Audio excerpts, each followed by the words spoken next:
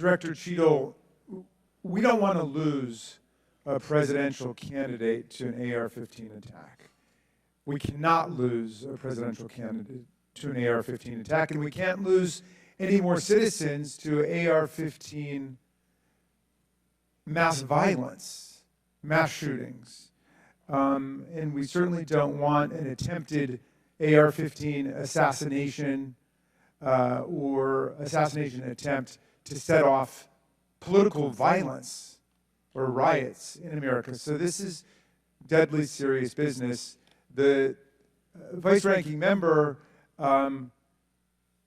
pointed out that a report in 60 days won't do it for us because we have a responsibility. Members of Congress have a responsibility to take action now if there's anything we can do to prevent this. So my question for you is, what is informing your operational decisions right now that you've invoked without a report? Can you tell us what are the preliminary judgments, or if you don't want to foreshadow the report, fine. What are your personal, professional judgments informing the operational decisions you're making right now?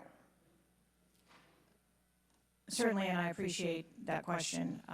I don't want to make any preliminary judgments on what happened on this particular day, but I can tell you that we have looked at, as we did immediately in the aftermath, what the security plan for the Republican National Convention was going to be, and we made adjustments to the interior of the perimeter there. We looked at the protectees that we have here in the Washington, D.C. area and our protective sites, and we did make some adjustments to their security posture. And as we continue to move through the next several weeks, even yesterday with the announcement of the president no longer running, we have made adjustments to the vice president's detail. We are already prepared for an eventual VP nominee, and we continue to make those assessments. I think it just shows how dynamic the environment is that this agency works in every day. So you've made the same kinds of common sense judgments and intuitive recommendations that members of the public and members of Congress are asking about right now?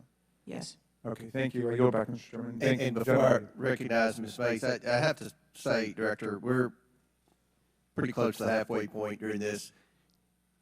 You answered more questions with an ABC reporter than you have with members of Congress. We have a lot more questions. The American people are demanding that we get answers to those questions, and that's what the purpose of this hearing is today.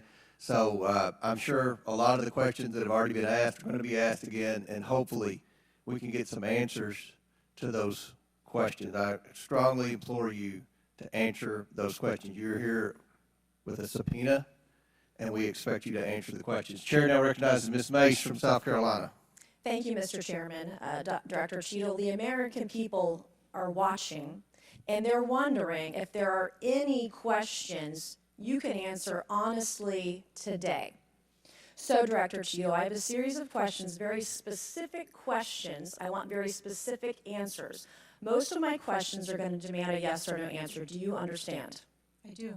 Okay, my first question. Both sides of the aisle today have asked for your resignation. Would you like to use my 5 minutes to draft your resignation letter, yes or no? No, thank you. Was this a colossal failure? It was a failure. Yes or no? Was it a colossal failure is the question, yes or no? I have admitted this is a terrible. This is a yes or no series of questions. Was this a colossal failure, yes or no? Yes. Was this tragedy preventable, yes or no? Yes. Has the Secret Service been transparent with this committee? Yes. Would you say the fact that we had to issue a subpoena to get you to show up today as being transparent, yes or no? I have always been. Yes or no? You didn't want to answer the question. We had to issue a subpoena to get you to show up today. That is not transparent, by the way. You stated earlier, Secret Service is not political. Is that correct? Yes. Okay. Would you say leaking your opening statement to Punchbowl News, Politico's Playbook, and Washington Post several hours before you sent it to this committee as being political, yes or no? I have no idea how my statement got out.